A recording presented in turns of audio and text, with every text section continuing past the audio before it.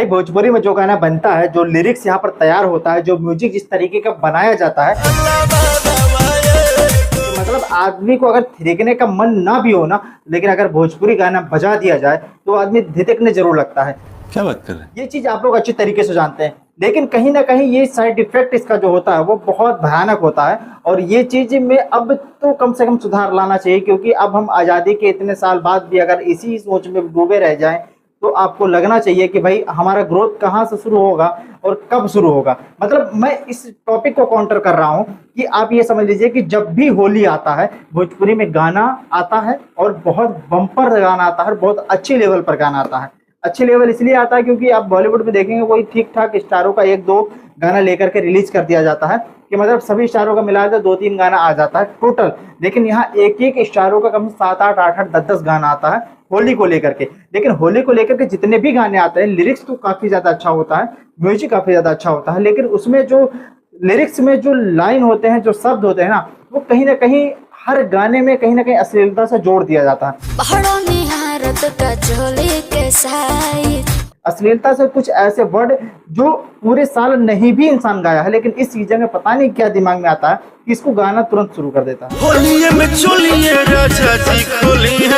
चाहे जितना बड़ा स्टार हो, चाहे जितना छोटा स्टार हो, मतलब चाहे जिस तरीके का हो, उसका माइंडसेट इतना ही रहता है कि अगर हम होली पर गाना बना रहे हैं तो ये 4-5 शब्द तो है ही है जो कि उसमें डालना ही पड़ेगा। और ये चीज गुह गोबर कर देता है किसी भी गाने का।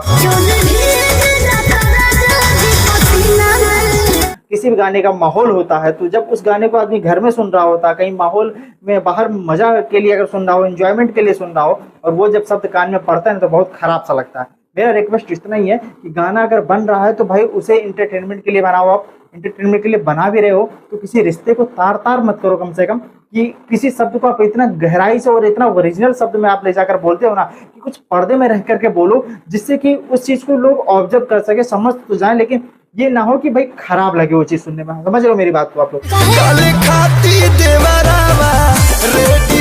तो ये चीज कम से कम होना चाहिए कि कम से कम एक पर्दा होना चाहिए, एक लेयर होना चाहिए। उसके बाद आप अपने शब्दों को, अपने गाने को, अपने भाव को जो रख सकते हो, जो रखना चाहते हो वो आप रखो, उसमें दिक्कत नहीं है, लेकिन कम से कम उस चीज को बचा करके रखो, ठीक है। होली जो होता है वो मिलन का त्योहार होता है, दोस्ती को गहरा करने का त्योहार होता है और दुश्मनी को खत्म करने का त्योहार होता है। तो यहाँ पर बहुत सारे मैसेजेस दिए जा सकते हैं, लेकिन अगर यही चीज में हम उलझे रह जाएंगे, जो चीजें लाखों सालों से चलती चली आ रही है उसी को आप फिर से रिपीट कर रहे हो कि मतलब भोजपुरी में कुछ नया लाने का प्रयास ही नहीं कर रहे हो आप लोग, तो ऐसा कैसे चलेगा।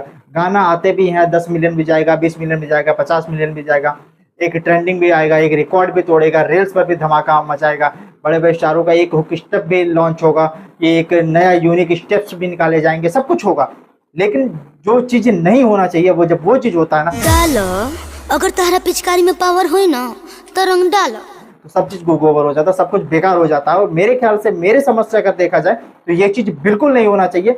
भोजपुरी का गाना आ रहा है तो इसको अच्छे लेवल पे ले जाने के लिए ये सब शब्द को अगर आप खत्म करोगे, इसका अगर मतलब एक अच्छे मायने में, एक अच्छे कॉन्टेस्ट में लेकर के जाओगे आप, तो मुझे लगता है कि गाना 300, 500, 800 मिलियन वाला भी बनेगा, जो कि अभी तक भोजपुरी में नहीं है। तो इस तरीके का आप काम करो कि एक लिमिटेड लोग रहते हैं कि सिर्फ एयरफोन तक ही सीमित रह जाता है, लेकिन अगर जब कोई भोजपुरी का गाना बजाता है तो उसे वो जानता है कि ये इस गाने को हम नहीं दूर तक सुन सकते हैं। एक साउंड बजाया गया या फिर वहाँ पे बहुत सारे प्रोटोकॉल्स आ जाते हैं कि इस तरीके गाना नहीं बजना चाहिए। तो आप अपने गाने को पूरे तरीके से स्वतंत्र बनाएं जिसमें कि हर जगह, हर माहौल में सुना जा सके, तो वो गाना एक रिकॉर्ड सेट कर सकता है। बाकी आपकी क्या राय है, कमेंट खुला रहता है, डाक देना। जय हिंद।